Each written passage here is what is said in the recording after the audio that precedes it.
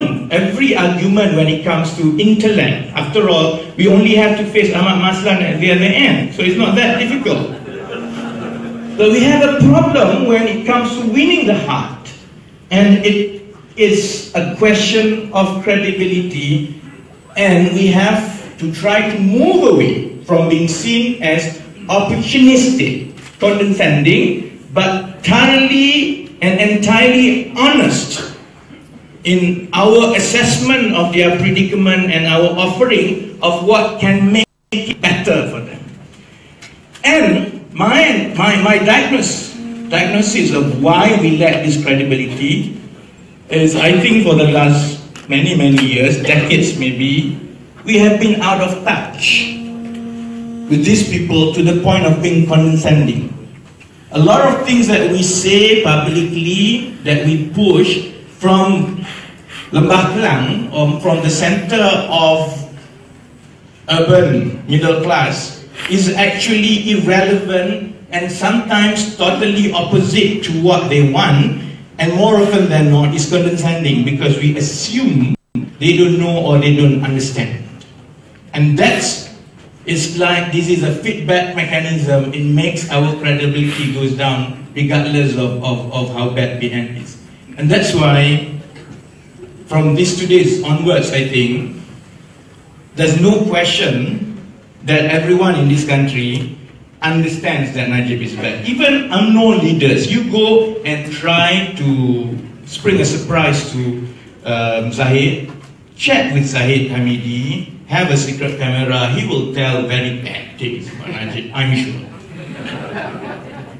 Even unknown leaders know Najib is bad. We just need to convince enough that we can do a better job. And we have to start not just parroting what has gone wrong and how bad Najib is, but also to honestly accept our feelings, honestly offer solutions which may be very controversial and may not and actually wins everyone, but wins enough and wins enough support from every major group in the country. If we do that and we manage, then we have to start by understanding them, and we should be able to then these steps to Putrajaya is actually not too far. Finally, because it has to finish with something that is doable, we are here. If nothing happens based on the results, we are at 54 seats now in 3 corner fight, because the non-voting people who are disillusioned with politics is still high at 14%, and Chinese support from the past few by-elections is at 65%. If we manage to convince the 14% of people who are, half of that, who are disillusioned, we will get to 87. If instead of focusing on the disillusioned voters, but we focus on bringing the Chinese support to 80% like the general election, we will get to 92 in 3 corner fights. But if we concentrate on that, if we concentrate on the disillusioned half and get some of the past voters, about 3%, but if the Chinese do not return at 80%, we barely touch 100. All it takes to win Putrajaya is just making sure that we reduce the number of people who are fed up with politics, and that's a mirror of how we carry and conduct ourselves. We appeal to the past supporters because they are raring, they want to vote for us, but we have to give them reason to vote for us, and we have to work hard on the non-Malays, especially the Chinese, to have hope that there is a path to victory in this general election. If we do that, Najib can do anything. Economically, things are going to get worse. We have enough scandals that last years. But if we concentrate on those 3 groups, and whoever we are around this round table is a reflection of our failures and failings of the last decade in getting those people. So I return back to YB Kit so that we can take it from here. I hope from today onwards we go back and see how are we going to do things differently, because otherwise other people will be stuck with high prices of petrol. Some of us will be stuck behind bars in Sungai Buloh and some other prisons they sent us. So thank you very much. Tomorrow ada lagi pasal Felda. Assalamualaikum warahmatullahi wabarakatuh. Terima kasih diucapkan kepada YB Rafizi Ramli. Seterusnya majlis menjemput yang berbahagia Datuk Ambika Srinivasan untuk memberikan ucapan dia.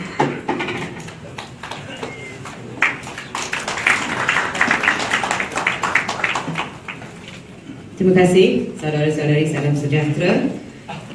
Thank you to Tony and Rafizi for that brief summary of the trouble we are in this country.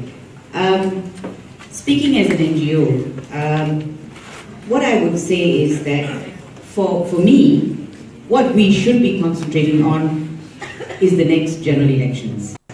That's where we need to bring the change, and that's where it's going to happen, that's where it's going to count. And I think our focus must be on ensuring that we get free and fair elections as far as we can manage. We know we're up against a huge wall. Some of us are trying to break that wall down in court, etc. We're trying to do what we can, but it needs everyone to be engaged in the electoral process. Don't forget, elections, the cheating at elections doesn't happen on election day. It has been happening since the day after the last general elections. So that's what we're up against. So we need to be vigilant. Political parties must train Pacha agents. We must have people on the ground on that day to minimize cheating. Now, to me, that's where we can bring change. And that's where we must bring change in these next elections. It is critical to save Malaysia, to make a difference in the next general elections. That's where it's going to come. Now, for that, actually, I may sound like a broken record, but we need the opposition to rise to the occasion. I believe they will. But we need to see it now. And we need to know that we have an alternative government. I know we can do it, but a lot of people out there are not convinced. And I suppose it's taking up from what Rafizi said just now as well. Some people are just not convinced enough about the ability of the opposition to take over Putrajaya. So that is something that must be at the forefront of what the opposition wants to do. It's a pity that no one from UMNO, from government, etc. are here to discuss with us how they think Malaysia should be seen. But that's to be expected. Now, what I would say is this, that we should have a plan, the opposition should have a plan of how we're going to bring back some of this money that has fled out of the country. Talking about the problem over and over again is one thing. We've heard some solutions, that's very good. But we need to tell the people that we can actually recover some of this money, and it can be done. There are ways of doing it. We can look at amnesty programs. There are a lot of things that can be done, and that must be on the table for the people to know that you are thinking every minute about how we can save Malaysia and how we can actually do something if you're in government. So for me, that is very important. And I think for that, you see, my fear is that when you have these open quarrels with other parties, it's a problem for me, because at the end of the day, if you're a government, you must be a government for all, including UMNO members, including past members, everyone. You need to show you can be that. But if you are consistently quarreling, quarrel with the leaders by all means, but don't quarrel with the members, because they too are suffering. And if that message goes across, and I think Rafizi, you put it just now, they are waiting to vote, but they're not going to vote for you if you keep on hammering at them as a whole. So maybe the language should change, because my concern is that's what happened in the United States. they took for granted, they were laughing and talking down to the Brussels, and then see what happens. So don't take anyone for granted. That's my suggestion. And of course, the other thing I would say is the issue of poverty. Deal with the issue of poverty up front. You're dealing with the scandals, etc., and how it affects people. Yes, poverty is a huge issue. And I'm sorry not to see Dr. Jayakumar here, because if I were going to set up a panel on dealing with poverty in this country, I would put him in charge. He has written so much about poverty amongst all races in this country and what we should be looking at. So I would attack that, because that's really going down to the grassroots. That's not about politics. That's not about winning elections. That's about caring. And that's what I think we need to show. There are things we can do. Now, as far as the 1MDB and so on, I have a suggestion that perhaps if no one is going to look into it, I know PAC has already done that, but perhaps we could set up a people tribunal, like what we did for the elections. But all that will take time. Huh? All that will take time. We may not have time, because for me, top priority is elections. Top priority is elections. It can happen in months. It can happen, well, it will definitely happen next year. So for me, we only have months to prepare. And that's not a long time at all. So we need to be election ready. The parties need to be election ready. Then I would say that the China deals really concern me. I think people completely appreciate the dangers of the China deals. And I think that's something we must keep exposing. We need to find out what the agreements are saying. They haven't, of course, they haven't entered into them completely. But that is something we must keep our eye on. So, at the end of the day, what I will say is, yes, I think, Tony, your idea about filing suits is fantastic. We need to set up a group of lawyers, because the same lawyers are doing the work over and over again. We really need to spread our net. That's something I can try and help. We get more lawyers on board. I too think the courts are the best place to take our grievances, whatever grievances we may have. Even if we lose, let the evidence come out. That's to me critical. So I think we should try and do something about that, and I will talk to a few lawyers about that. Now, I mean, I also think that we must consider, I'm going to say this openly, we must consider, and I would invite the opposition, whoever's here, to consider a motion of no confidence. I know you've tried to do it before, but from all that you have said, we have enough grounds to move a motion of confidence against this Prime Minister. And I think you should at least try. It may not get through, it doesn't matter. We can't get through a lot of things. You see, look at the cases that were filed in court. You always file thinking, oh, we're going to lose. But we have won a number of cases. And that's real progress. So whatever it is, as parliamentarians, just use whatever tools are there. A motion of no confidence is one of the tools. So that would be a suggestion. In my view, you've got enough grounds. You have to consider it and see if you have enough grounds. So with that, that's all I have to say. Thank you very much for inviting me, YB Lim Kit Siang. Thank you all very much. Terima kasih diucapkan kepada Datuk Amila. Sesi seterusnya, sesi terbuka untuk pemimpin Pertubuhan Bukan Kerajaan dan juga pemimpin politik yang berada di sidang meja bulat. Dipersilakan. Sesi terbuka. 3 minit seorang, ya. Manas?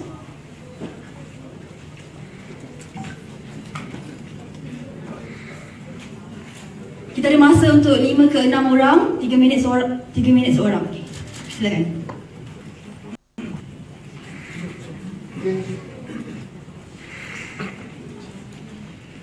Ya, bismillahirrahmanirrahim. Assalamualaikum warahmatullahi wabarakatuh. Salam sejahtera. 3 minit yang diberikan cukup pendek, jadi saya cuba percepatkan. Bagi saya, semua orang, bukan saja parti politik tapi juga NGO yang fikir tentang perkara ini, kita tahu bagaimana untuk menang pilihan raya. Semua orang tahu, kan? Tetapi masalah dia adalah sama ada seperti mana yang disebut oleh saudara Rafizi tadi, boleh ditunjukkan pada rakyat satu alternatif yang betul-betul baik. Itu dia punya. Kita tahu strategi yang lain tumpukan kepada ini marginal seats dan sebagainya, itu kita tahu benda itu. Tapi semua hujah-hujah yang akan digunakan tak menjadi jikalau misalnya pembangkang tidak dilihat sebagai satu alternatif yang berkemampuan. Dan untuk itu dia mesti menjadi government in waiting. Sampai sekarang pun kita tidak ada yang disepakati siapa yang akan memimpin. Itu adalah satu perkara yang amat negatif, kerana sebenarnya deal making kita diperlukan adalah Prime Minister designate yang boleh lead dan do the deals now. Jadi yang ini siapa yang nak cakap pada semua orang lain. Itu belum lagi kalau kita nak kecek dengan Sabah, dengan Sarawak untuk menyokong dan sebagainya. Jadi Prime Minister designate itu adalah satu perkara yang penting, dan kemudian mesti ada tim. Dan ini sebenarnya membawa saya kepada satu perkara yang lagi penting. Can the political parties please put the interest of the people first?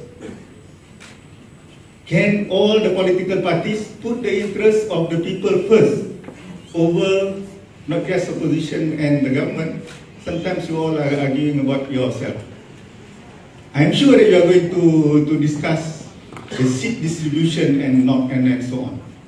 I think that is already a wrong start. The right start would be, let's have an assessment. Let's see who is best. Calon mana yang paling baik di tempat itu, tak kira mana-mana parti. Bolehkah itu datang daripada parti-parti pembangkang yang kita ada sekarang?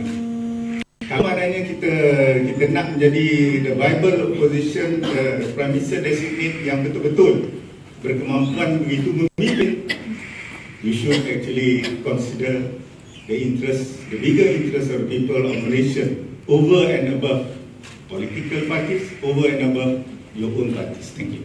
Terima kasih Encik Baik Nurdin dari Malaysia. Seterusnya, diminta perkenalkan diri ya. Dijumpa saudara Saludin Ayub. Mic mana?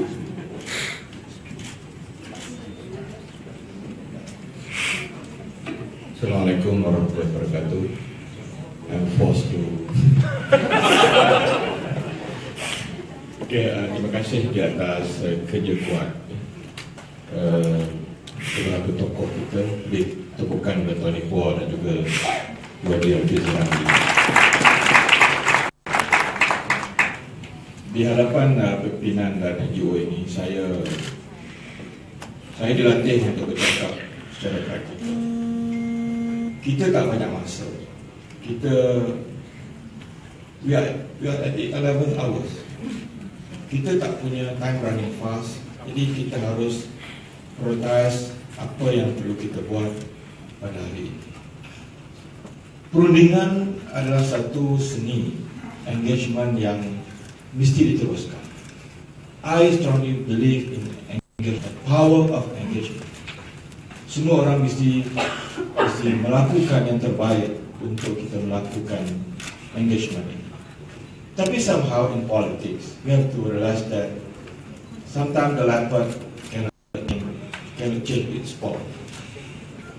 Ada benda yang boleh kita ubah, ada benda yang tidak boleh kita ubah.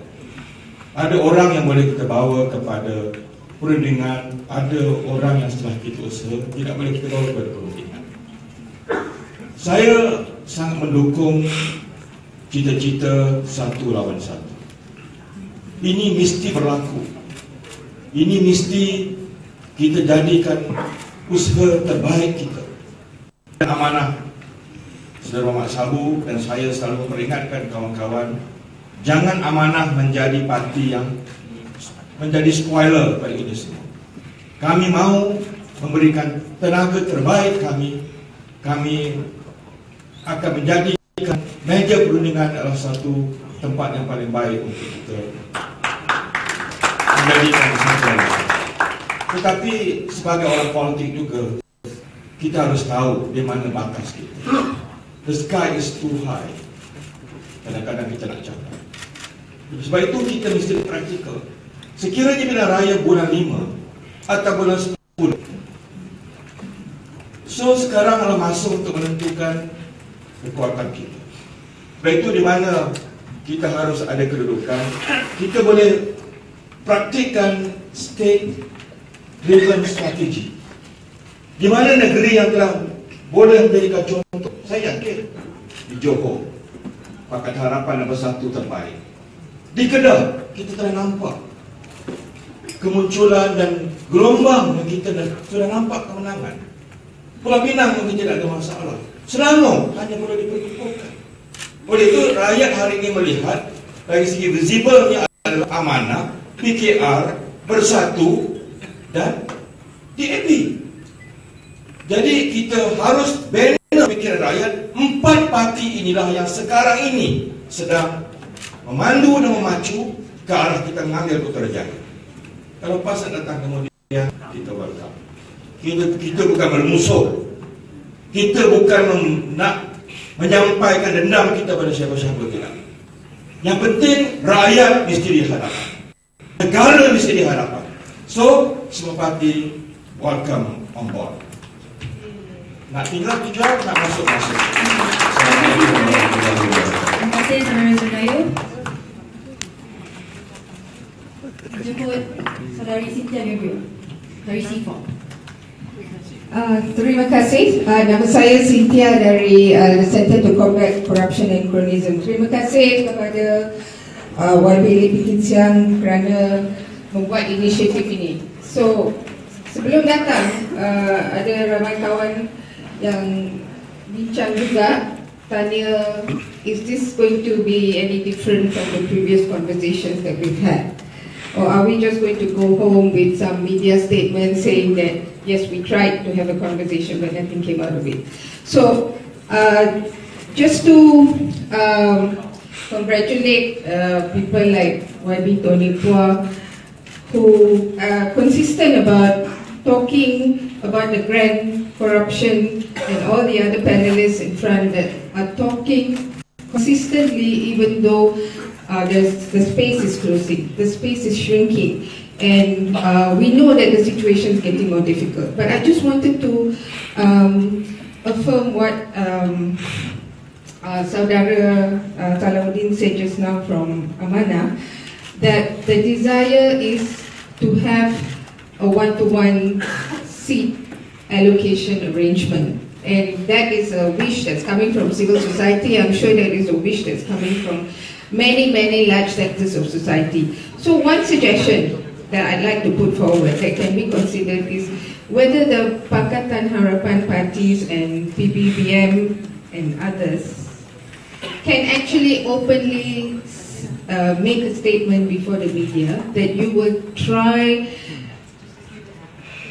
every way possible to make sure that the seat allocation, one-to-one seat allocation, is something that you're working toward, and that you will come up with a plan by February or March. Now it's already February. By March or April or something, to give a deadline so that people know that you're working at it and that this is what the aspiration is.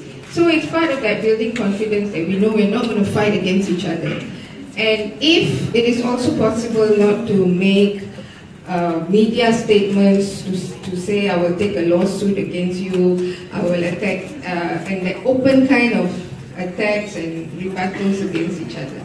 I know this sounds like we are preaching from the civil society side, but it's such a big pinch and a big ouch every time we read that something like that happens, because it just shows that the disunity is so much at work rather than the work towards unity. So we all want change, but we just don't know how to get there. But I think these are the two things that can actually start building some traction in terms of how to win public confidence, that the opposition is actually meeting, talking, and ready to tell the Rakyat that within a month and a half or within 4 weeks, we can actually come up with a seat allocation plan. Factoring, of course, the past question, which is very difficult to deal with. But it's very important to say it, and it's very important to actually know that something is being done to work in that direction. So I also, it's easier said than done, but it is something that I think is very important to work towards, given the fact that the elections is only just around the corner. Terima kasih ucapkan kepada saudara Cynthia. Seterusnya dijemput Saudara Syed Saddiq, peserta paling muda sekali di sidang meja bulat ini. Terima kasih. Saya peserta paling muda. Saya rasa peserta paling muda dululah nak balance out umur Tuan Pengerusi saya. Orang 1 tahun tapi masih berjuang. Di sini saya tahu ada perbincang berkenaan dengan 1 lawan 1. Ada beberapa perkara yang saya nak tekan kat sini. Walaupun yang peringkat awal banyak parti pembangkang kata bahawa kita nak pastikan wujudnya 1 lawan 1, tetapi tidak boleh dinafikan juga dari pihak PAS juga masuk campur UMNO. Kita pun ada keluarkan kenyataan yang mungkin boleh sabotaj usaha tersebut. Dan saya tahu ada juga datang daripada parti saya sendiri, tetapi pada masa sama datang daripada parti-parti komponen Pakatan Harapan juga. Dia nak telan ego tu agak susah. Dan saya tahu kalau nak tengok ada setengah parti yang diserang banyak daripada contoh BBM, contoh DP yang diserang berkali-kali oleh PAS. Tetapi saya percaya jika kita tak serang mereka balik, rakyat sendiri akan menilai that we are the bigger person, that we have swallow our ego to give room and opportunity for change to take place. Kalau kita sentiasa tekankan bahawa PAS ni sentiasa nak dengan UMNO, pergilah ke mana-mana ceramah PAS. Ke Kelang baru-baru ni, diorang bila saya berforum dengan Exco Pemuda PAS, dia serang UMNO lebih teruk daripada saya. Sampai cakap UMNO tak pernah sumbang pada orang Melayu sejak tertubuhnya UMNO. Walaupun PAS dulu keluar UMNO juga. Lagi teruk. Ini exco mereka, ketua-ketua negeri di Kedah kalau pergi ceramah dengan Datuk Seri Mukris, mereka kata benda yang sama juga. Saya rasa fokus perlu diberikan kepada pimpinan PAS. Dan memang ada di antara mereka yang berat sebelah pada UMNO dan ada mereka yang berat sebelah pada Pakatan Harapan. Tapi kalau kita terus patah harapan cakap bila tiba masa ni kita tak nak bincang lagi, that means we have given up and sabotage the effort from the very beginning. So saya ada 2 cadangan di sini. Pertama, this sounds very difficult and I plea especially to Pengerusi, to Dr. Mahathir, kepada Ketua Pembangkang Aziza Siang, bukan saja keluar kenyataan contoh ajak mereka datang ke sini, tetapi saya percaya contoh if we can go visit their house, pergi ke rumah dia sendiri. Contoh one thing which I'm very familiar kalau baca buku lah, Datuk Seri Anwar Ibrahim pada masa tersebut tak senang nak mendekati PAS, tapi dia nak setiap minggu akan mengunjung rumah Tok Guru, nak pastikan bahawa silaturahim tersebut boleh tertubuh, personal touch, that personal relationship. For me myself, saya tahu kalau tengok dia serang Tun memang sakit hati sangat, tapi terpaksa telan ego. Saya cakap Tun tahulah pandangan saya sini. But some things we must put aside. Dan saya nak cadangkan pucuk kepimpinan tertinggi parti kunjungi, buat kunjungan Mohamad, pergi ke rumah Tok Guru Hadiawang, Tuan Ibrahim dan lain-lain, dan cuba untuk mendekati dia. Kalau dia tak ajak masuk, block you outside, itu menunjukkan pendirian dia. At least the rakyat can judge on their own. Itu pertama. Kedua, even if kalau tak boleh wujudnya 1 lawan 1 contoh bulan 4 bulan 5, saya cadangkan Pakatan Harapan terus tubuhkan. Pertama, nak pilih Perdana Menteri itu memang perlulah. Jadi saya tak nak cakap siapa boleh jadi, itu patut perbincangan. Kedua, name important cabinet positions. Contoh the top 5, top 6 cabinet position. Kenapa saya katakan benda ni? We have the advantage of having a multi-racial component party. Maksudnya bila kita dah namakan kabinet kalau kita dah namakan, rakyat sini bernilai kabinet dari Pakatan Harapan, kabinet dari UMNO. Lepas tu rakyat akan soal, where is the list of kabinet daripada PAS? And I think at that point in time they will be in a very difficult position. Mana dia nak ambil credible ministers daripada golongan India, China, Kazakhstan, Mahathir dan lain-lain. I think we have that comparative advantage. Tapi kalau sampai masa ni kita masih tak dinamakan Perdana Menteri ataupun at least key cabinet portfolios, dari segi perbandingan or a new hope, sukar untuk hadapan. Saya rasa 2 perkara ini lah. First, personal touch. Kalau tuan-tuan perempuan tak nak, saya sendiri akan pergi. Walaupun saya sebelum ni kata bahawa keluarga saya sebelum ni sokong PAS, takkan sokong PAS lagi. I will eat, orang cakap jilat pada duduk, I do not care. If it means saving Malaysia, I'll do whatever it takes. Yang kedua, saya berharap kalau betul-betul tak boleh jadi 1 lawan 1, at least the bare minimum, Pakatan Harapan campur PPPM, they must name a Prime Minister candidate and they must name candidates for the key ministerial portfolios supaya rakyat boleh bandingkan siapa menteri daripada kita orang, daripada UMNO dan juga dari PAS, at least give the people the opportunity to decide than allowing them to live in apathy. Terima kasih. Wakil anak muda, saudara Farhan Haziq. 2 minit je, saudara. 2 minit.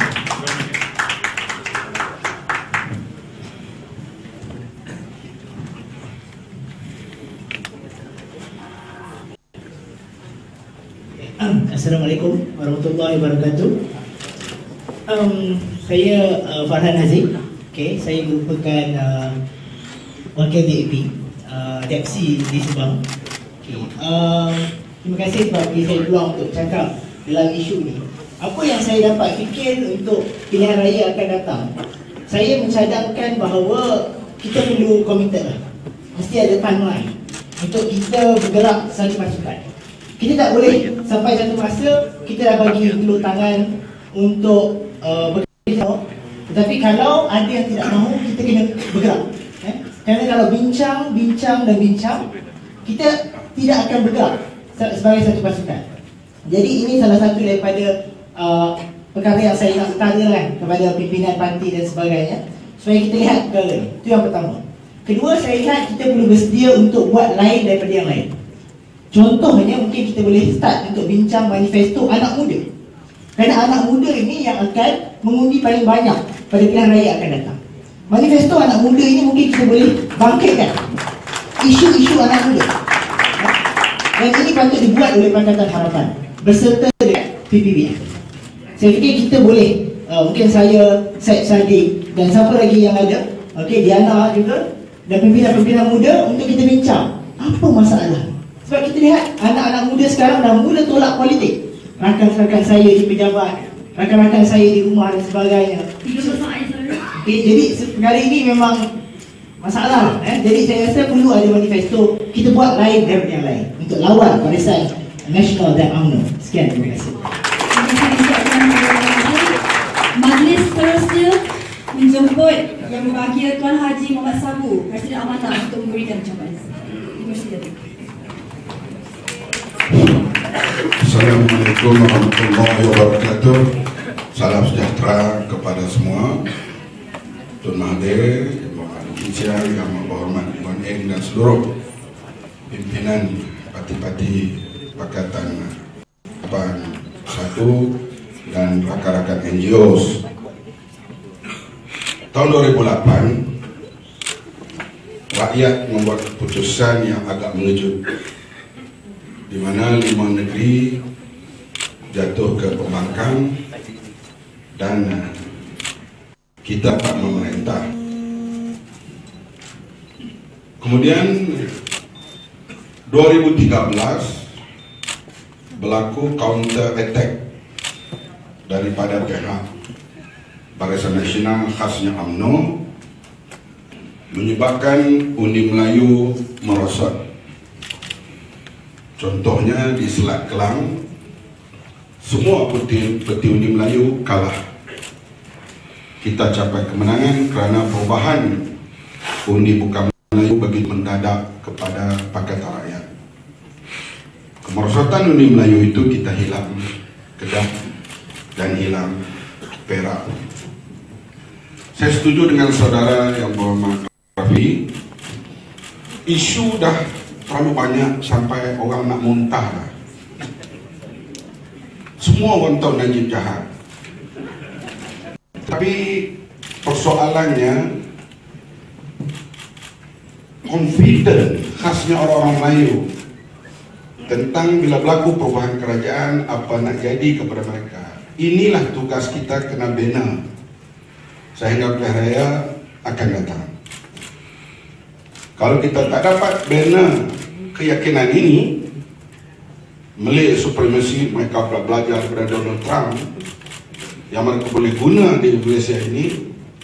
Isu yang kita bawa ini, ya banyak, tapi kalau jatuh BN, apa nak jadi pada orang Melayu? Ini tanggapan persepsi, bukan satu fakta.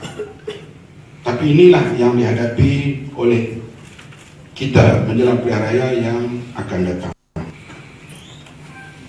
memang pilihan raya yang ke 2013 kita janji nak hapuskan PTPTN, nak hapuskan tol, nak beri on kepada wanita yang tidak bekerja. Cukup menarik buku jingga kita. Tetapi orang Melayu bertanya, kalau jatuh BN, apa nasib pada orang Melayu? Inilah kita kena bina persepsi ini.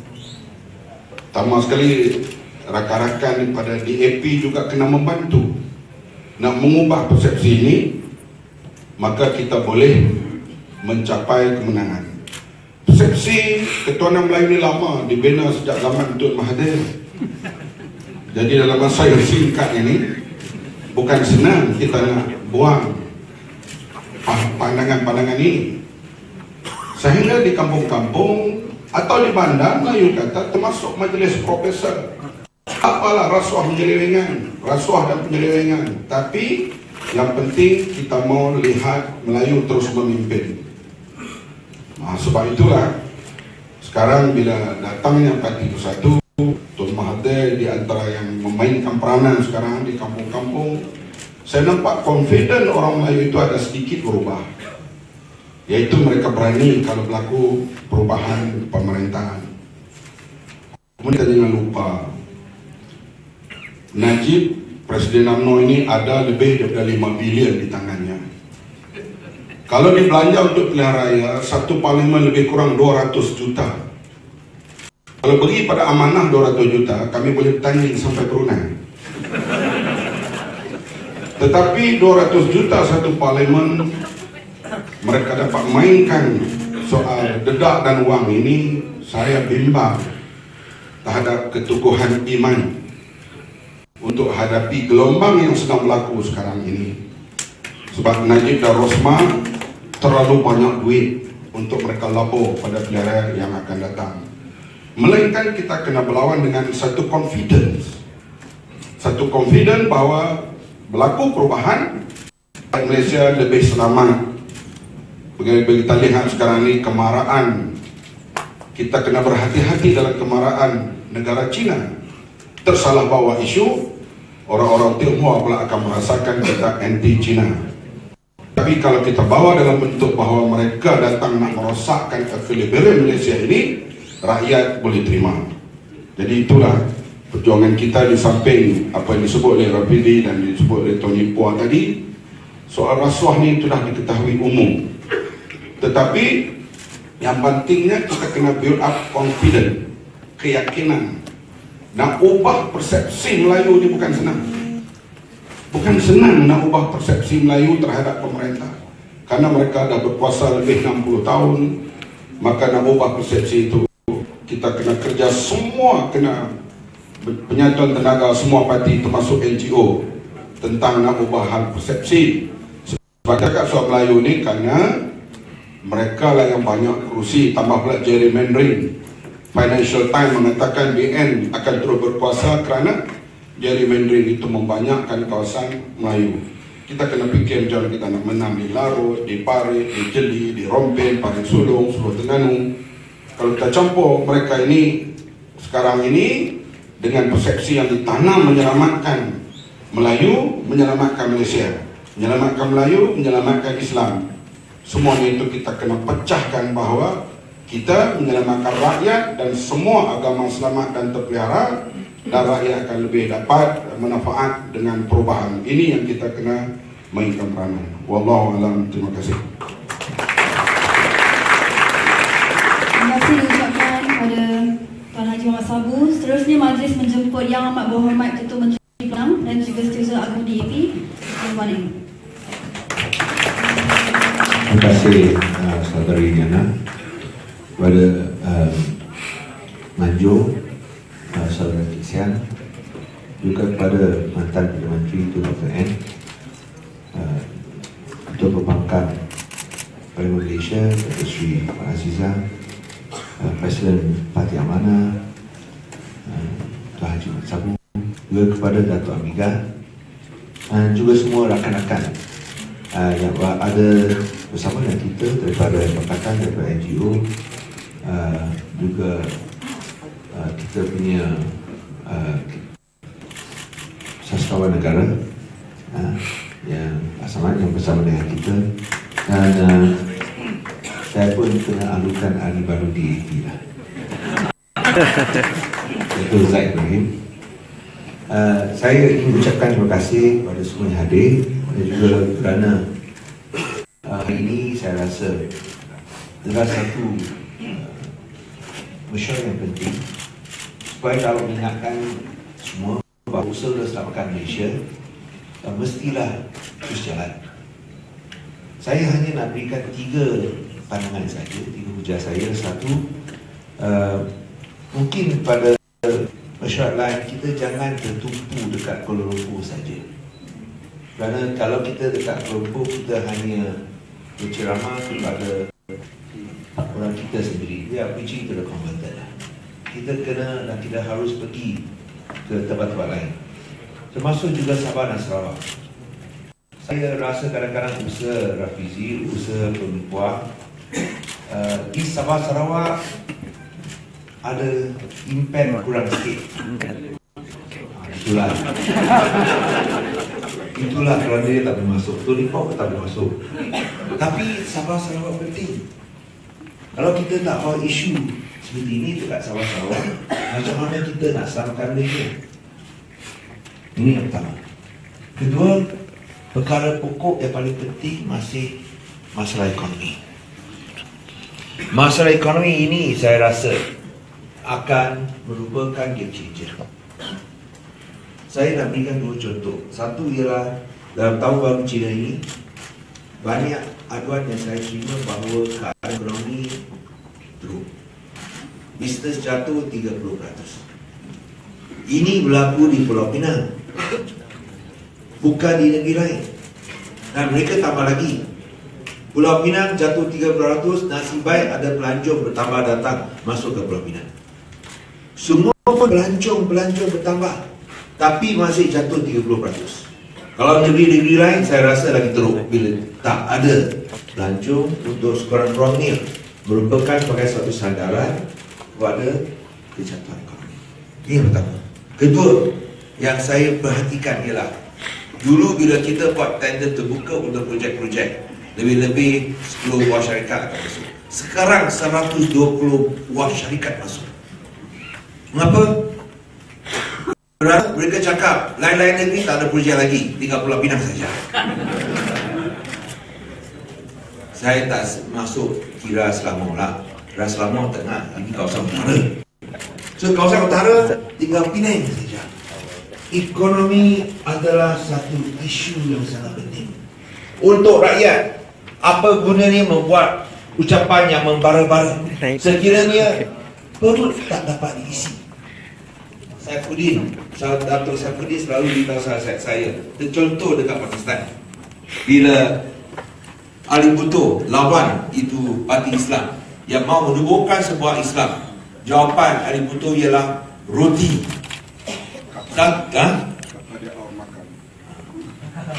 Itulah dia tahu cerita.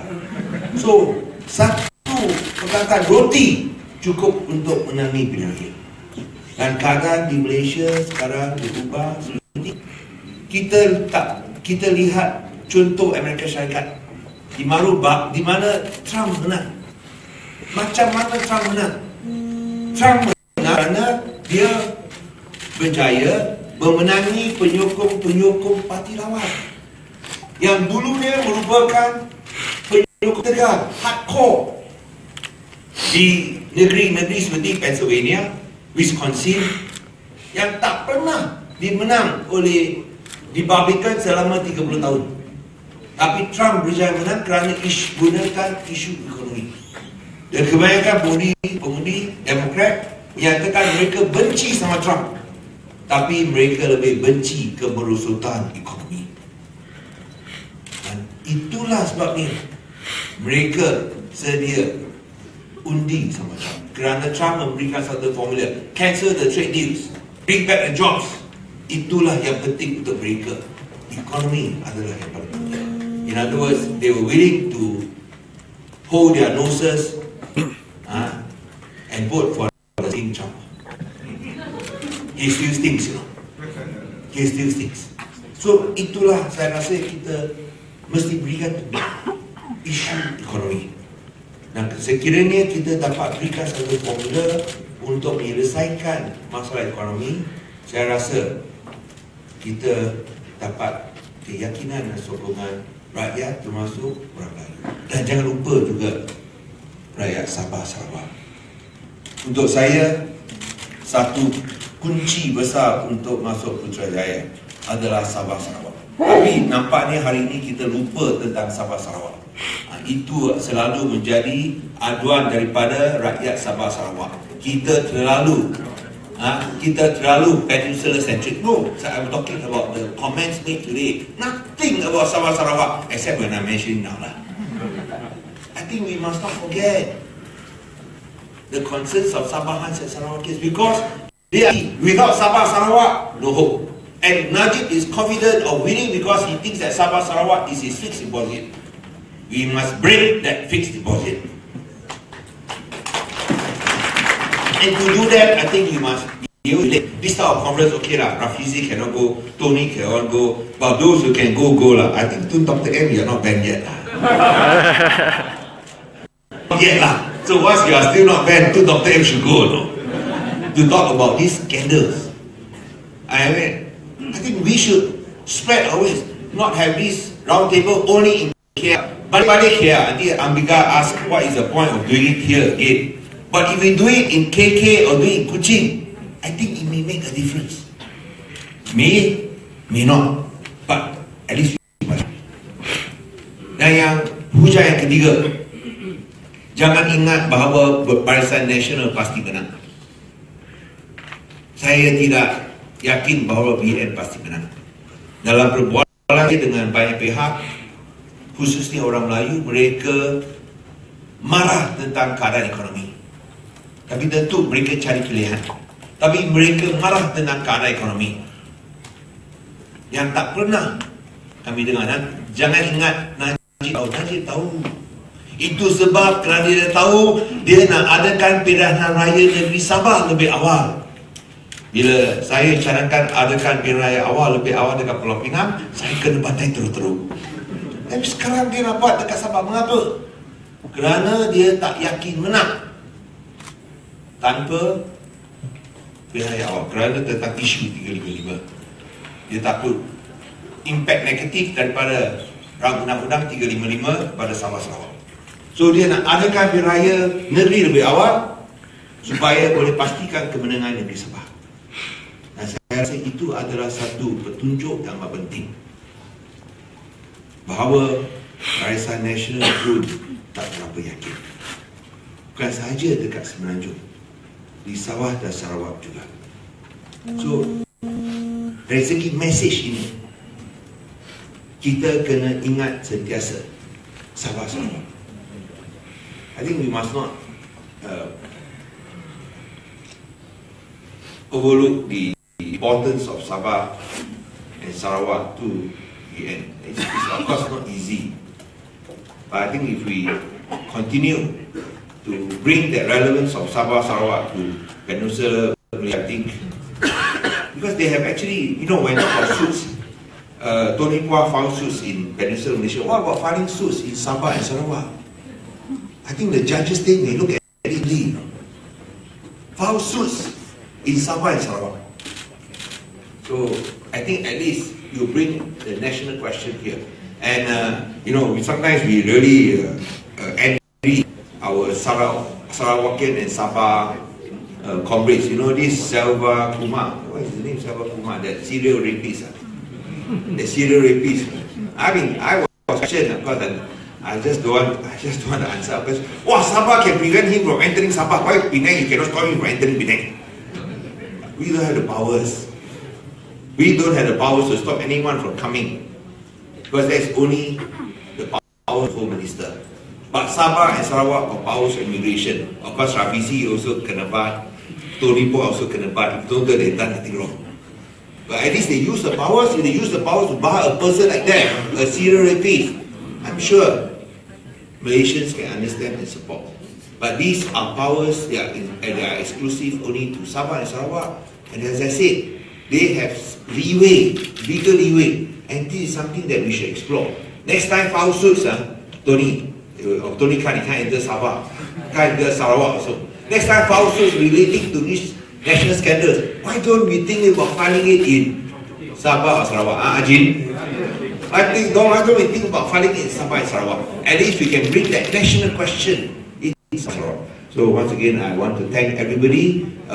Happy Chinese New Year to our friends, and of course, selamat menyambut Hari Takusan. Thank you. Seterusnya kita menjemput Yang Berhormat Datuk Seri Dr. Wan Azizah Wan Ismail. Bismillahirrahmanirrahim. Alhamdulillahirrahmanirrahim. Wassalatu wassalamu ala asyrafil mursalin wa ala alihi wa ashabihi ajma'in.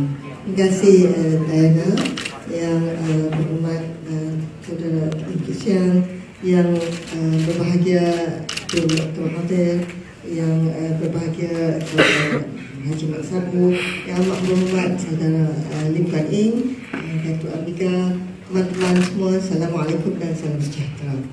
Pertamanya saya mengucapkan salam daripada saudara Anwar yang saya bertemu semalam di mahkamah, kerana kita menyampaikan bahawa hari ini saudara Kip akan mengadakan satu round table, dan dia menyuarakan bahawa kebimbangan apa yang rasa adalah kemelut politik dan ekonomi yang melanda negara kita yang kita kasihi ini, khususnya permainan politik yang terus dimainkan oleh UMNO BN yang untuk mengekalkan kuasa pada pilihan raya umum yang akan datang, iaitu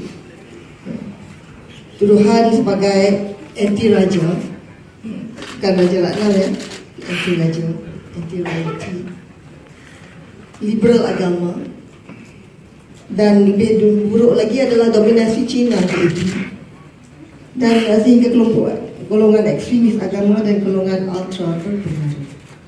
Ini adalah penting dan bahaya untuk negara kita apabila dimainkan sentimen ini. Dan apabila kita nakkan bagaimana kita nak melawan semua ini untuk mengambil alih untuk kebaikan yang lebih baik untuk negara kita. Sejauh mana kemampuan kita bentuk bekerjasama mengekang permainan politik agama dan perkauman ini akan menentukan peluang kita memenangi kerusi-kerusi parlimen dan Dewan Undang Negeri, khususnya dalam kawasan majoriti Melayu. Kerana apa yang telah diperkatakan beberapa lama, beberapa ucapan adalah Melayu ini ditakut-takutkan. Melayu akan hilang kuasa politik. Semua Cina ambil. Kita akan hilang kemelayuan kita.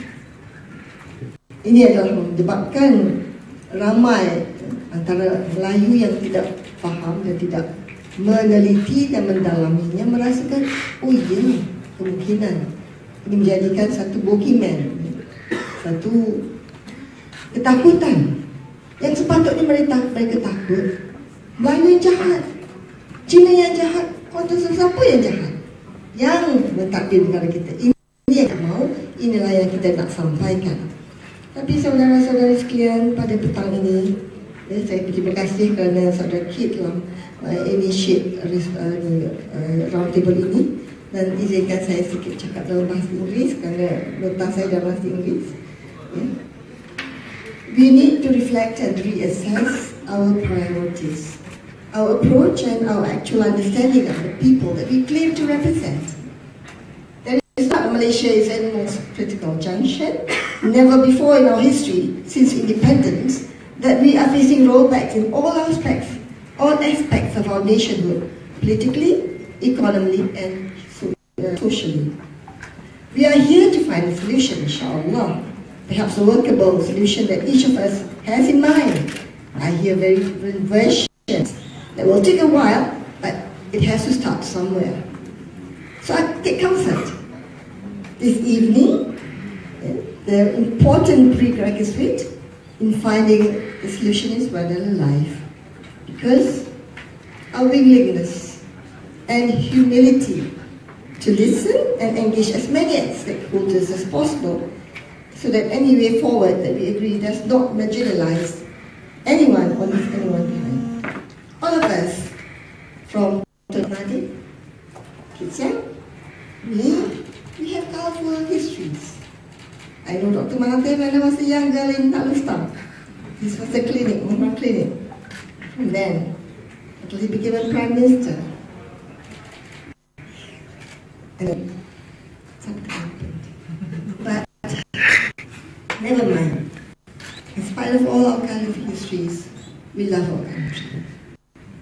We've come together with humility. With passion, inshallah, that we find a solution. Navigating this is not easy. We have decades that we have changed, and the rakyat expecting honest, transparent, competent politicians and officials. Ever since 1999, when we went for elections, kita bertanding di pilihan raya 99. Orang Melayu marah. Pas mendapat kursi yang terbanyak pada masa itu arwah Datuk Faldeno, Ustaz Faldeno menjadi ketua pembangkang. Tetapi pada masa itu orang Tionghoa tidak merasakan masa itulah untuk berubah. Mereka kata ini adalah masalah Melayu. Ini menjadi masalah kerana apabila kita fikirkan bahawa ras kita, our race, ya, memisahkan kita. Ini adalah our country. Ini yang kita nak ubahkan dan cuba selamatkan. Ini adalah penting. Ya. Dan kita hari ini mengambil iktibar dari seluruh negara, seluruh dunia. Dan sini adalah satu yang saya ingat boleh diberikan satu example adalah dengan apa yang berlaku di Romania pada akhir ini. Di mana Ceausescu, saya ingat lagi Nicolae Ceausescu dulu masa saya taklah tua sekarang, masa muda lagi. Ceausescu itu adalah seorang leader komunis. He was so excessive. He has one suit that he wears once, he gets burnt. And he was toppled, and I remember he was shot by the firing squad on Christmas Day. But now years and decades have passed, but now the government that came over and took over wants to have a small change in the law, that corruption within a certain amount is not tantamount to being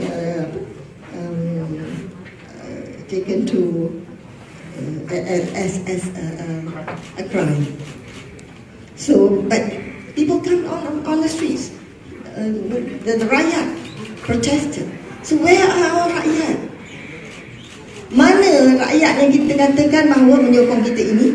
Sebab saya ingat, saya ingat tak tahu lah Dr. Mahathir dulu ke mengatakan masa saya bertanding di 1999 bahawa kita membawa pembangkang. It's better that the devil that you know that you cross mengundi dan the AR used. So now it's the same thing. Kita mesti berikan kepercayaan. Notwithstanding siapa menjadi Perdana Menteri. Yang penting saya tengok atas slide itu adalah sincerity. Yang penting adalah honesty. Yang penting adalah menjaga amanah rakyat. Ini yang penting.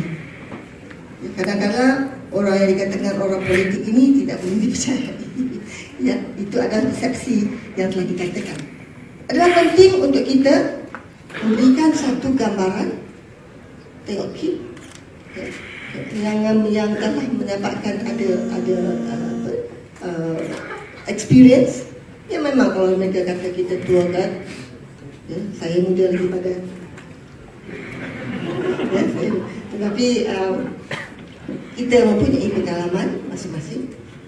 InsyaAllah kita paparkan bahawa berilah kami mandat, berilah kami percayaan dan melihat kita nak buat kebaikan, dan kita ambil juga peranan bahawa bear in mind, it's not easy, it's not black and white, there are a lot of grey areas. Sentiment, media, banyak lagi yang menjadi perkiraan untuk mengundi kita, dan juga jangan lupa penipuan yang ada.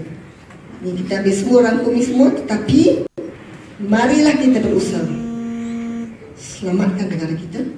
Dan pada petang ini saya bersama-sama, tidak ada apa yang lepas. What is done cannot be undone. Tetapi yang baru, the future, is what we can try to do. Terima kasih Datuk Seri Dr. Wan Aziza. Kita menjemput Yang Amat Berbahagia Tuan Mahathir Mohamad, Pengerusi Parti Pakatan Malaysia. Bismillahirrahmanirrahim. Itu yang pertamanya saya ucap terima kasih kepada Yang Berhormat Lim Siang kerana menyebut saya menjadi di square nanti.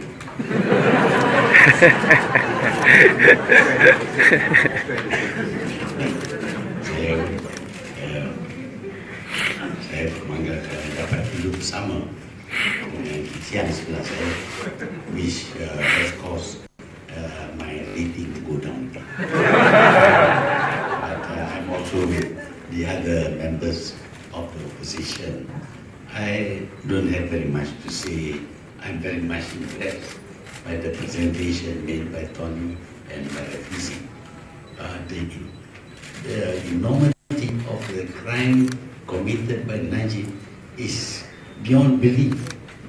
I mean, you can steal a few $1 million, but billions and billions of dollars going into his pocket is something that is difficult for me, who knew him as the son of the Raza, for me to believe he's capable of doing it. But the fact is, he did it, and we have to accept the fact that he did it.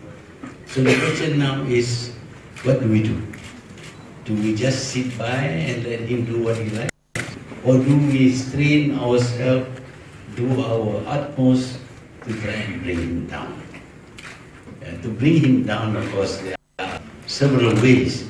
One, of course, is to report to the police. If you report to the police, you will be arrested, questioned, and tried for comment.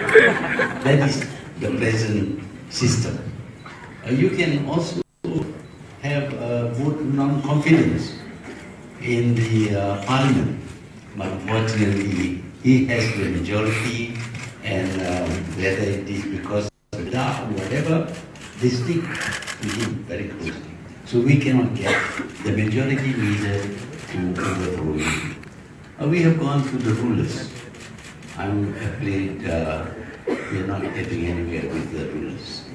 So we are back to hoping that elections would help us overthrow this man. Now, I don't think we are a democratic country at the moment, but we still believe in democracy. And democracy is a game of numbers. If you have the numbers, you win. You don't have the numbers, you lose. To win an election in one constituency, you need the support of the majority of the voters in that constituency. To win and form the government, you have to have the number of members of parliament that will give you the majority and therefore the right to form the government. So it is very clear that democracy is a game of numbers. I have always been very conscious of this. We mentioned just now that in this country, the Malays make up the majority. They are supposed to be 60%, Malay Muslims about 60%. The Chinese are said to be less than 30%, the Indians less than 10%. So the Malay form the majority. They are broken up.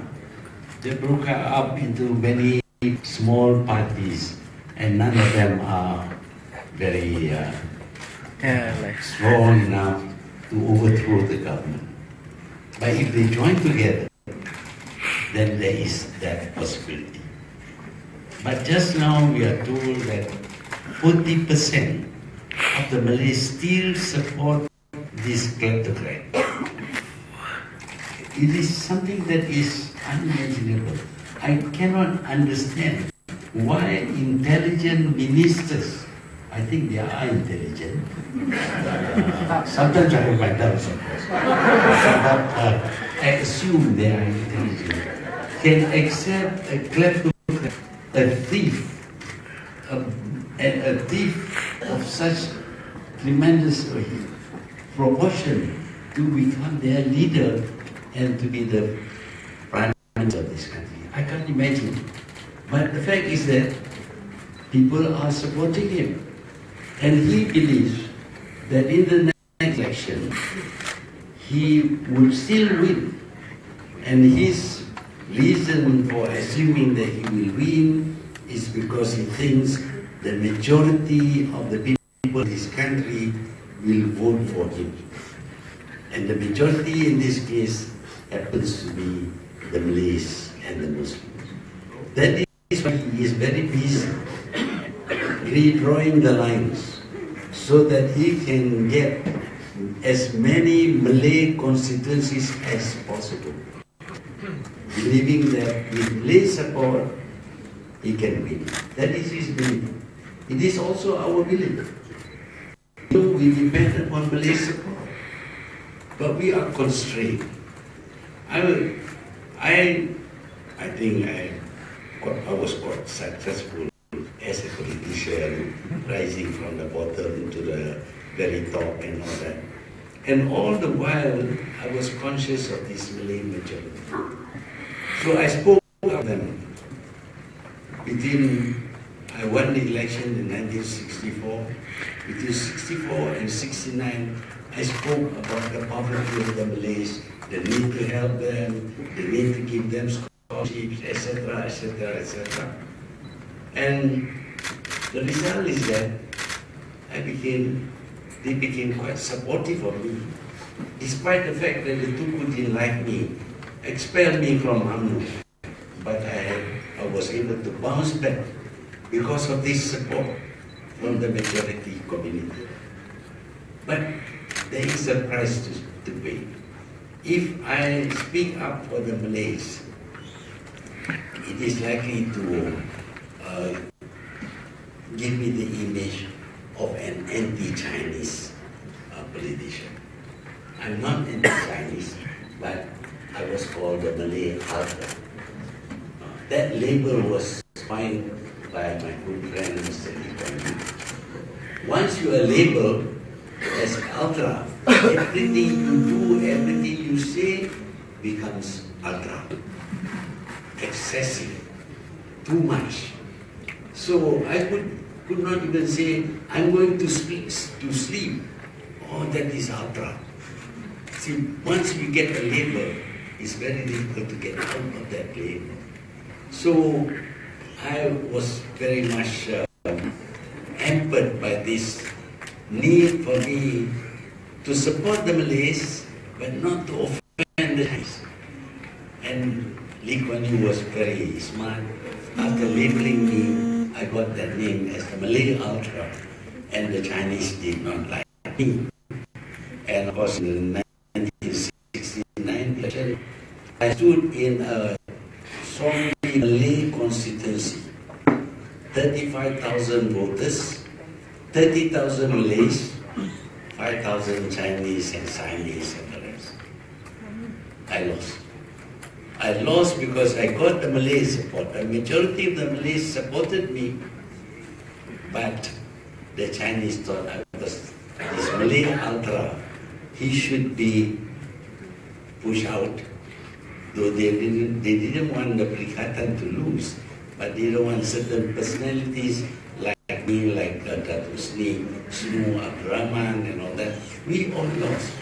I lost by a smaller number.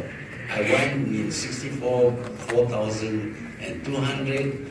I lost in 1969 by 900 votes. But still, I lost. Why? Because the MCA, our rakan in the Persidangan at that time, didn't like me.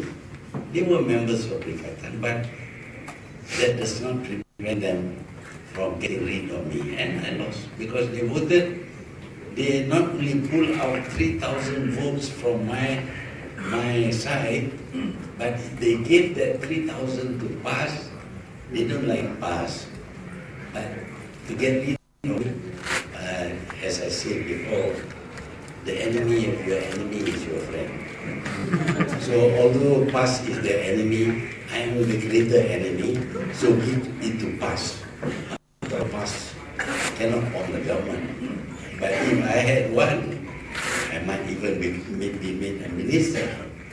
So in any case, I lost because the Chinese regarded me as a Malay hunter. It took me a long time to win back their confidence, but I managed it because in 1999 I won because of Chinese support, not because of Malay support. The Malays dumped me for various reasons, but the Chinese gave strong support because many of them were saved from bankruptcy because of the handling of the currency crisis. Now, we come back to the present. We are concerned about winning the election. We have to admit that at this moment, the Malay Muslims still form the majority in this country. We need to then win them over. We need to win them over by showing that we are concerned about them. We are concerned about their fears. But they view the Chinese in particular as a sort of opponents or their enemy. Some of them, not all, but the less literate of them have a very simple viewpoint. They are Chinese, we are Malaysian. So they are not Muslim, we are Muslim. And therefore they are wrong, we are right. Very simple reasoning. But currently what they are afraid of is loss of political power. Because for the Malays, their assumption is that while the Chinese may have the economic power, they have the political power. And that provides a balance. But if they were to lose political power, and this were to go to the Chinese, they would feel lost, completely lost. It's necessary for us to do things to reassure them that they will not lose political power. Of course, some of them go so far as to say, ketuanan Melayu. I told them, you are not a tuan. If you are driving the car and the man behind owns the car, is the tuan Melayu. But they like the term, ketuanan Melayu and all that. But they're not tuans. But they want to feel safe in this country. Now, I feel that what Najib is doing actually is threatening their political dominance. Now we need to reassure them. That is why I raised the question of this mass migration or immigration of people largely from China. It so happens to be from China. I would have protested if they come from Europe even, or from Africa, or from India. If 3 million Indians would migrate into Malaysia, I would be the first to protest. But at this moment, it happens to be China and the Chinese. They are mainland Chinese. They are not Malaysian Chinese. I have made a difference between the mainland Chinese and the local Chinese.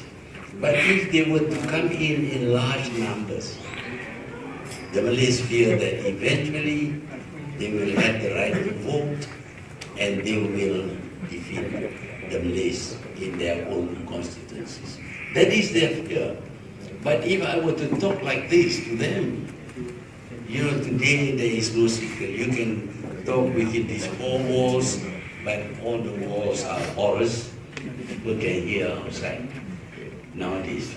So there is no way we can keep secret as to what we are saying in a campaign.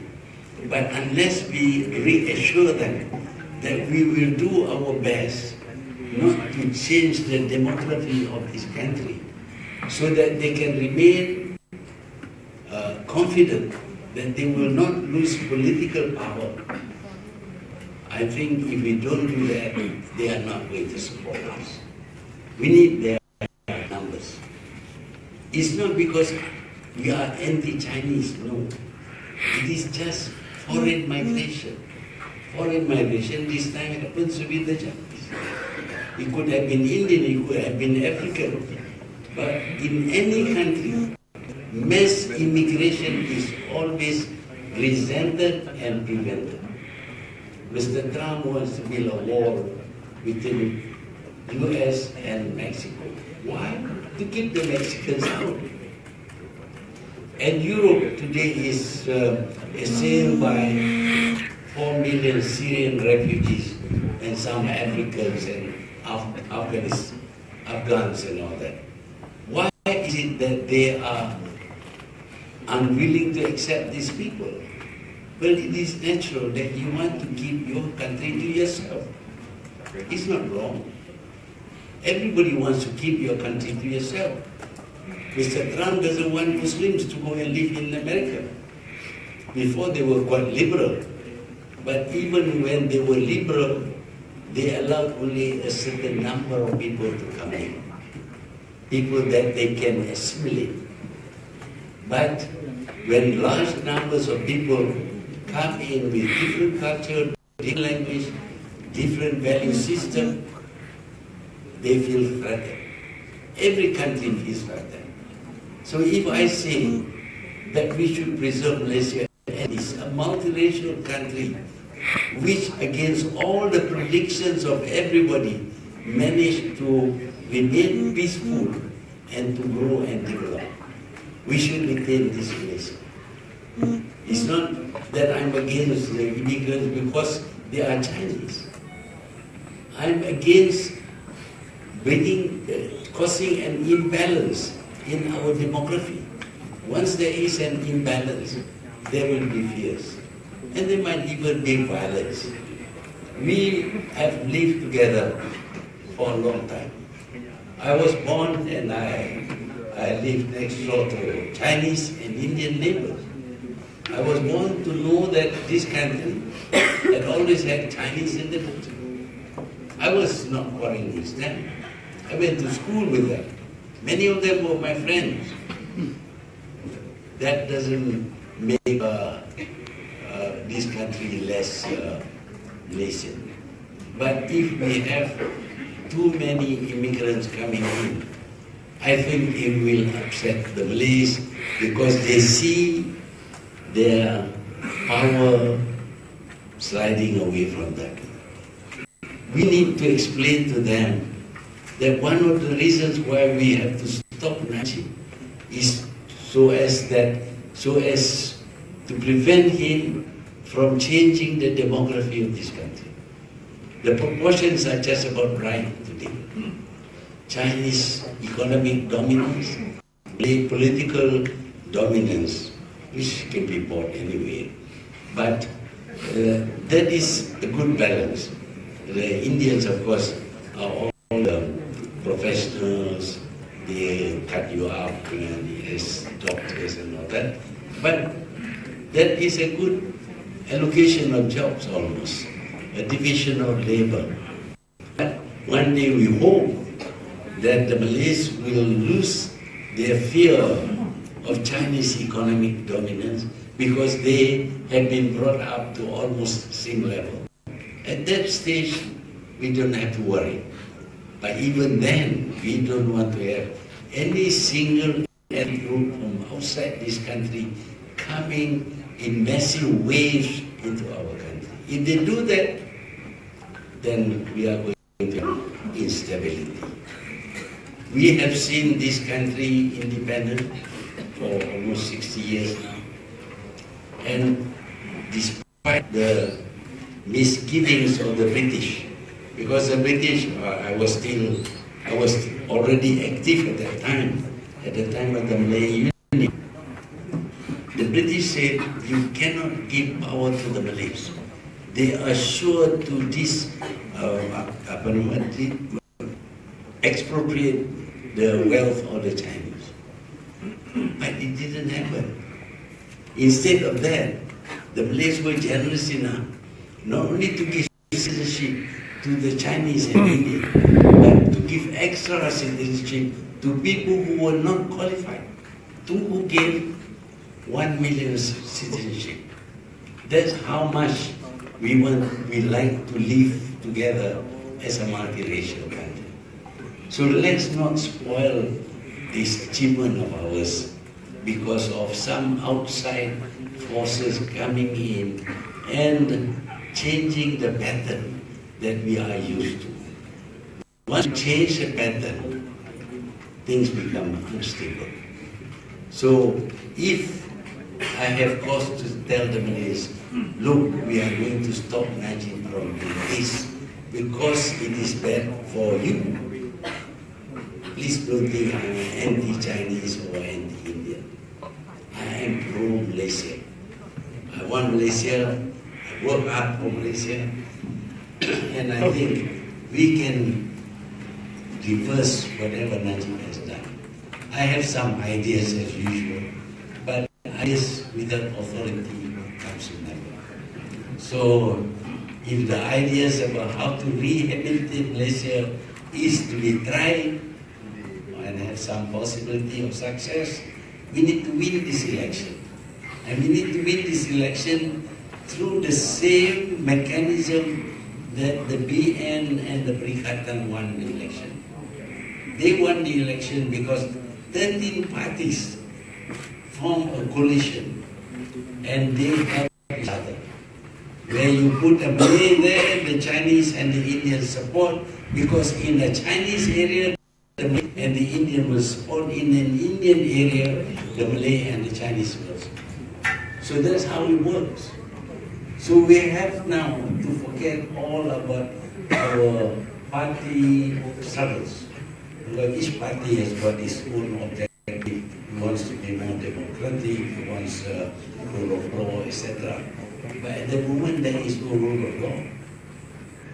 At the moment, what is important is that if there is an election, I am not sure that Najib will call for an election, but if there is an election, we must win with a big majority. That is very important.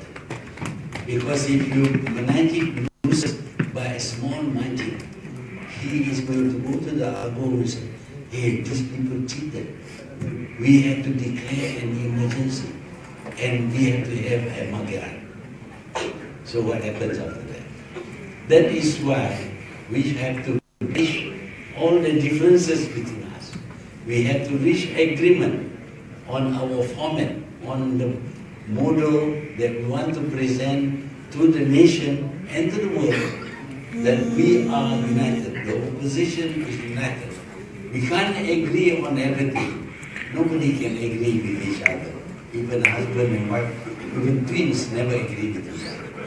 So I don't expect full agreement. But I am agreed with Siang, I am agreed with Matsabu, I am agreed with Wadazizah on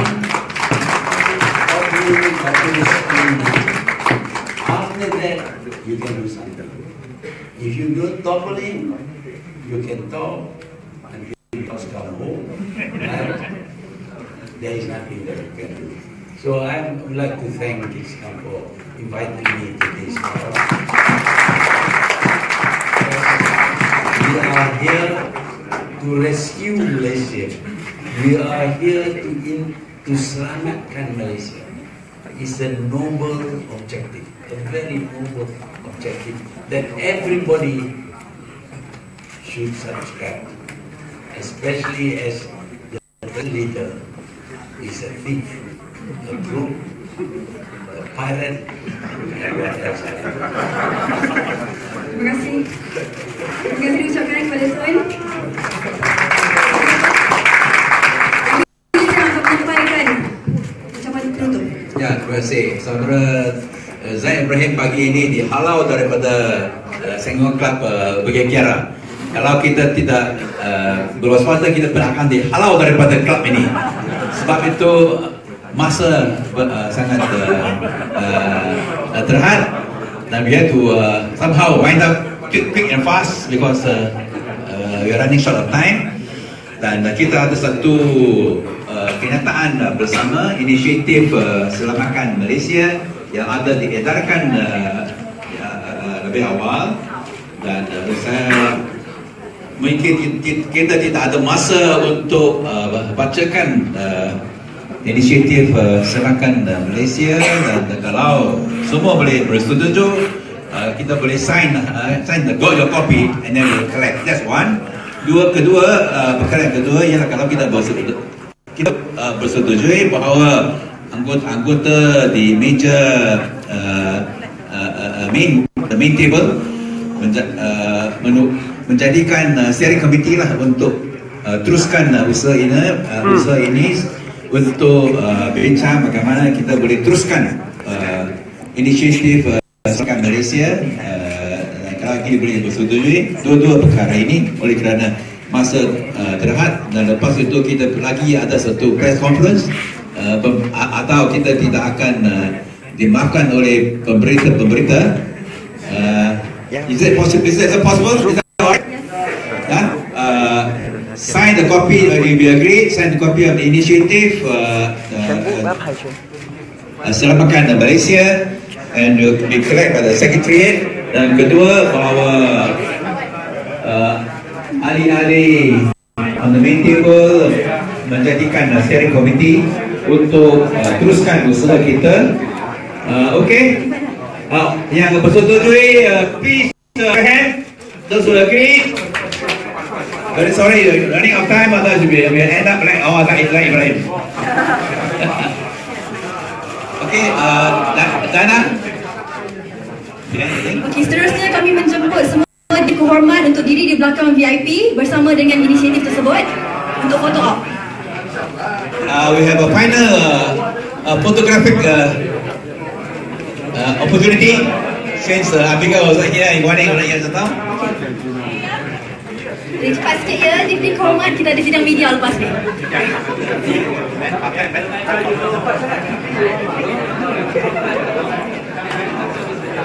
Media boleh get ready dengan soalan, nanti kita akan bagi mic.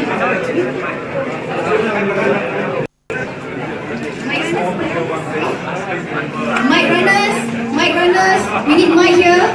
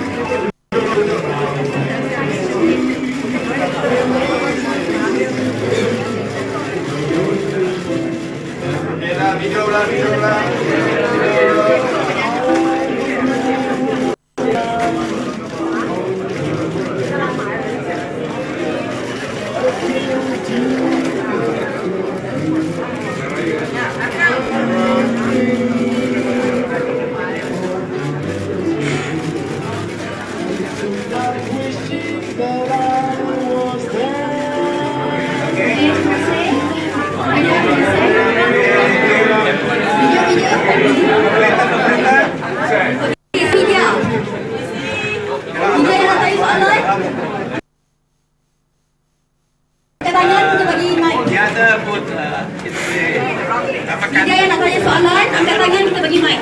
Okey.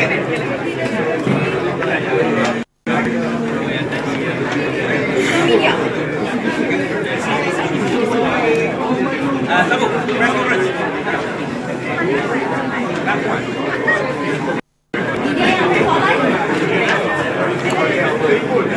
Media yang nak tanya soalan, kita bagi mic. Untuk Beramun. Okey, okay, we have 10 minutes. So, kalau kita tak mau dihalalkan daripada club ini, any question from the press? If not, the joint statement has been circulated. we can use the joint statement as the basis. And any questions are welcome. Ada soalan-soalan pemberita-pemberita? 1, 2, 3. Hello. Okay, yeah. Alright. YB. Hello. Okay. Soalan. Saya Mohamad Atari.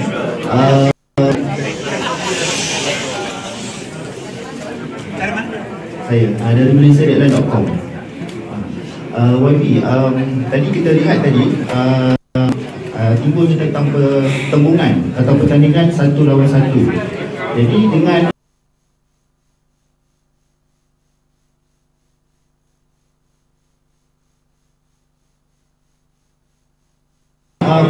PAS bila akan diletakkan timeline itu dengan untuk berunding dengan PAS, sedangkan PR14 masih sebelum.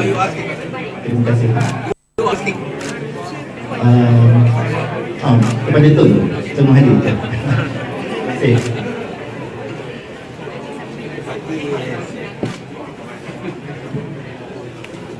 Parti Penghuni Bersatu sedang berbincang dengan Parti PAS. Kita belum dapat keputusan lagi. Tetapi bagi Parti Bersatu, kita akan menyertai vision dengan Pakatan Harapan lebih awal daripada persetujuan dengan Parti PAS. Kita harap Parti PAS akan bersama dengan sekurang-kurangnya dengan Parti Bersatu supaya kita akan dapat tentukan 1 lawan 1. Tetapi kalau kita tak dapat, terpaksalah kita terima bahawa ada 3 qualified ataupun 4 qualified.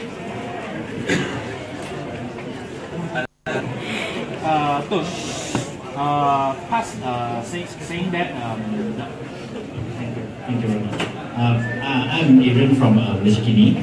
PAS saying that opposition will be stronger if BERSATU and PKR quit Harapan and also joined block with PAS. So what is your thought on that? The arithmetic is not right. The arithmetic is not right. If we just go with PAS, then they will be our opposition. And we have to fight them in 3-5. We will split the vote, the end will be.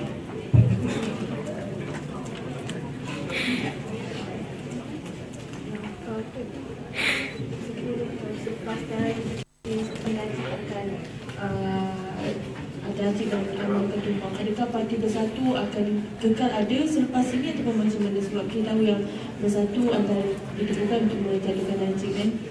Jadi parti politik kadang-kadang menang, kadang-kadang kalah.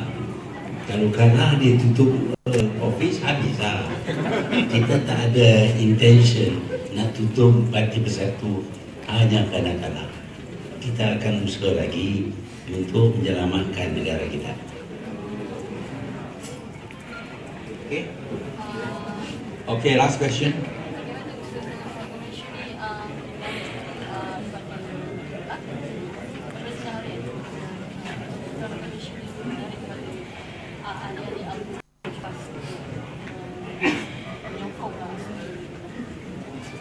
Ya, masalahnya untuk bertemu dengan mereka, mereka agak takut mendengar penjelasan kerana masih ingin kekal dengan tafsiran yang silap yang terdapat pada diri mereka untuk menyenangkan diri mereka. Mereka nak percaya sangat kepada Najib supaya tak ada apa-apa yang perlu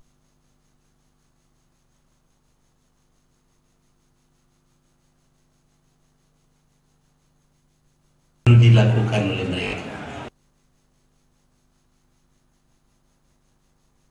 Tetapi kalau mereka dengar penjelasan daripada kita, mereka terpaksa memikir, dan proses pemikiran itu agak berat bagi sesetengah orang. Dia tak nak fikir. Kalau boleh tak payah fikir.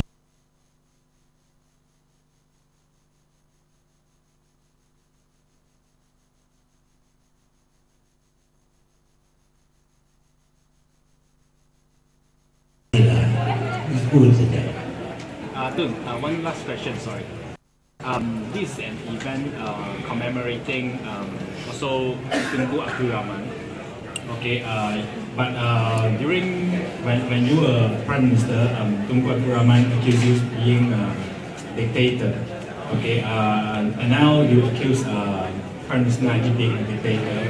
Some jokingly says that it's karma. So what's your thought on that?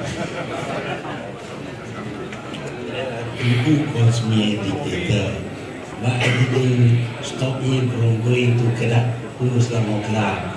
I didn't tell people, please, any report from Tunku Abdul Rahman must be cancelled. He can write in the Star.